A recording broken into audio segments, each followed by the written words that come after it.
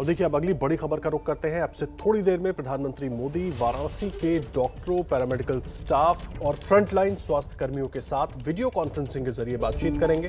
प्रधानमंत्री मोदी वाराणसी के अस्पतालों के कामकाज की भी समीक्षा करेंगे और अब से कुछ ही देर में ये बातचीत का संवाद कार्यक्रम शुरू होगा, जिसमें प्रधानमंत्री नरेंद्र मोदी वाराणसी के डॉक्टरों से, पैरामेडिकल स्टाफ से, फ्रंटलाइन वर्कर्स से बातचीत करेंगे और वाराणसी के जो कोविड हॉस्पिटल हैं, कोविड और नॉन कोविड दोनों ही अस्पतालों के कामकाज की वो समीक्षा भी करेंगे। उनके साथ तमाम अधिकारी भी मौजूद होंगे इस संवाद के दौरान। और प्रधानमंत्री नरेंद्र मोदी लगातार देश के अलग अलग राज्यों के अलग अलग जिलों के डीएम के साथ बातचीत करते रहे और अब आज वाराणसी में वो फ्रंटलाइन वर्कर्स और डॉक्टरों के साथ बातचीत करेंगे।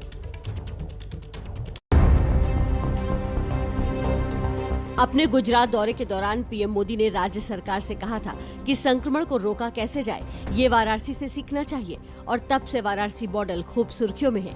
वजह है प्रशासनिक मैनेजमेंट। कोरोना की दूसरी लहर में वाराणसी में भी रोजाना 2000 के करीब केस आ रहे थे, जिसके बाद दवाइयों की कालाबाजारी और अस्पतालों की मनमानी शिकायतें आने लगी थी। इस पर रोक लगाने के लिए वाराणसी के जिलाधिकारी ने अनूठे प्रयोग किए। अप्रैल में 2 इन्फोर्समेंट टीमों का गठन किया।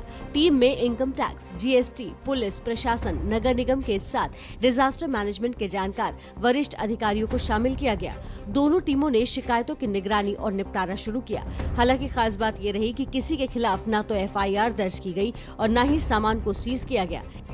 इससे जनता के बीच सख्त कार्रवाई का संदेश गया। शिकायतें कम हुई और कालाबाजारी करने वालों ने सहयोग करना शुरू कर दिया। मई के फर्स्ट वीक के बाद ही लगभग सारी ओवर प्राइसिंग की शिकायतें घट गई। इक्का दुक्का अस्पतालों की शिकायत ही अब आती हैं। साथ ही जो मेडिकल स्टोर है, ऑक्सीजन है, इनकी तो शिकायतें लगभग नील के आसपास हो गई थी और अब कोई भी बड़ा ड्रग का स्टॉकिस्ट इसकी कार्रवाई नहीं करता है। विशेष मॉनिटरिंग सेल की मदद से कोरोना के हर मरीज, उसकी जरूरत और दवाइयों की मांग और सप्लाई पर भी कड़ी नजर रखी जा रही थी और यही प्रशासनिक कुशलता पीएम मोदी को पसंद आ गई। और देखिए अब से कुछ देर में एक कार्यक्रम शुरू होगा, जिसमें प्रधानमंत्री नरेंद्र मोदी संवाद करेंगे वाराणसी में तमाम डॉक्टरों से, फ्रंटलाइन वर्कर्स से और उस संवाद की भी तस्वीरें आपको दिखाएंगे। क्या कुछ वहां पर बातचीत होती है वो भी आपको सुनवाएंगे। लेकिन इस बीच हमारे साथ हमारे 2 सहयोगी जुड़ गए हैं। हमारे वरिष्ठ सहयोगी पंकज झा मौजूद हैं और विकास भदौरिया हमारे सहयोगी जुड़े हुए हैं। पंकज जी, बड़ा अहम हो जाता है इस तरह की बातचीत, खास करके वाराणसी को लेकर, क्योंकि एक तो वाराणसी उनका संसदीय क्षेत्र है। उत्तर प्रदेश में इस दूसरे वेव में क्या स्थिति हुई वो भी हम देख रहे हैं। तो ये बातचीत जो होगी, इसमें किन चीज़ों पर सबसे ज़्यादा ध्यान रहेगा प्रधानमंत्री का, क्या लग रहा है? आदर्श, देखिए वाराणसी से उनका एक अलग तरीके का लगाव है और रिश्ता रहा है। और आपको याद होगा आदर्श, तो कोरोना की पहली लहर में भी उन्होंने वाराणसी के लोगों के साथ संवाद किया था और उनको ये समझाने बुझाने की कोशिश की थी कि महामारी से कैसे बचें।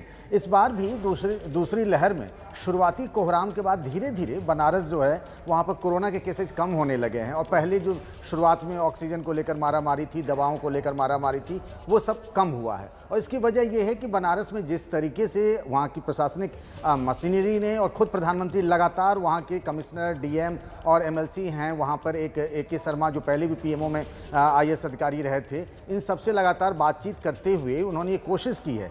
आप देखिए कि पहली लहर में 6 ही प्राइवेट अस्पताल वो थे जहाँ कोविड का इलाज होता था। इस बार 52 अस्पतालों में हो रहा है। तो बनारस की ही बात नहीं है, अगल बगल के जो पड़ोसी ज़िले हैं, गाज़ीपुर हो गया, उसके बाद आजमगढ़ तक के लोग वहाँ पर आते हैं, मऊ के लोग आते हैं, तो वहाँ पर हालात संभाले जाएं। चूँकि वाराणसी के वो सांसद भी हैं, तो लगातार वो मॉनिटरिंग करते रहें। आज सबको एक ढांढस बताएंगे, साहस देंगे और ये भी बताएंगे कि कोरोना की जो तीसरी लहर की बात हो रही है और ख़ास तौर से बच्चों को लेकर के बातें की जा रही हैं, उसको बनारस के लोग, बनारस की सरकारी मशीनरी चुनौती के रूप में कैसे लेगी, इस पर वो हेल्थ वर्कर से, वहाँ के डॉक्टरों से, कमिश्नर, डीएम और दूसरे अधिकारियों से आज बातचीत कर रहे हैं। जी, विकास में हमारे साथ जुड़े हुए हैं, एक बार उनका रुख कर लेते हैं। विकास, कितनी देर में ये बातचीत का कार्यक्रम शुरू होगा? एक और दूसरा बहुत अहम इसलिए हो जाता है क्योंकि एक तरफ प्रधानमंत्री नरेंद्र मोदी अलग अलग जिलों के डीएम से तो बात कर रहे हैं, लेकिन अब वो डॉक्टर से भी बात करेंगे, फ्रंटलाइन वर्कर से भी बात करेंगे।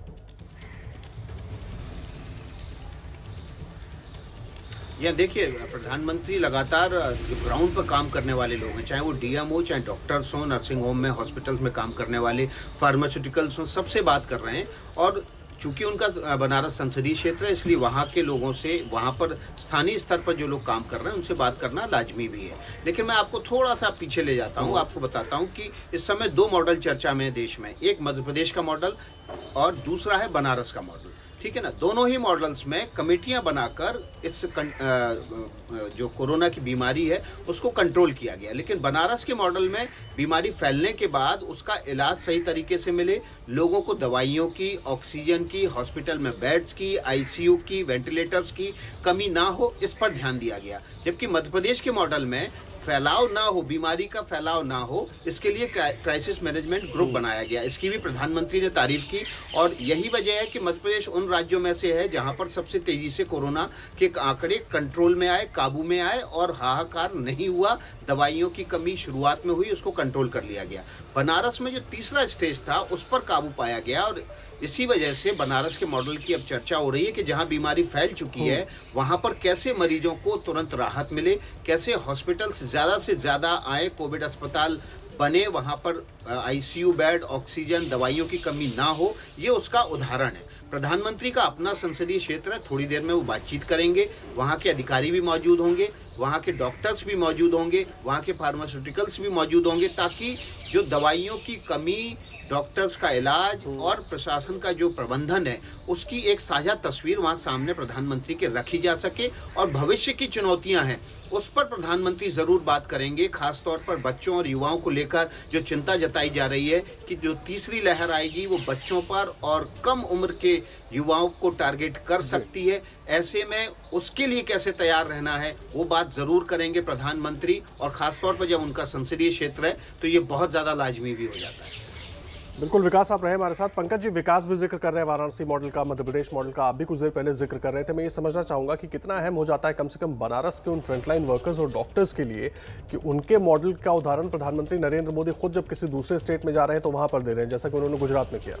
इसके संकेतों को पढ़िए, सिम्बॉलिज्म को और टाइमिंग को। कोई भी बात अगर मोदी कह रहे हैं तो उसकी टाइमिंग को भी और लोकेशन को भी समझिए। उन्होंने वाराणसी मॉडल की चर्चा और उसकी तारीफ तब की जब वो गुजरात में अहमदाबाद में बात कर रहे थे अधिकारियों से, तो इसीलिए वाराणसी से उनका एक दूसरे तरीके का कनेक्शन है।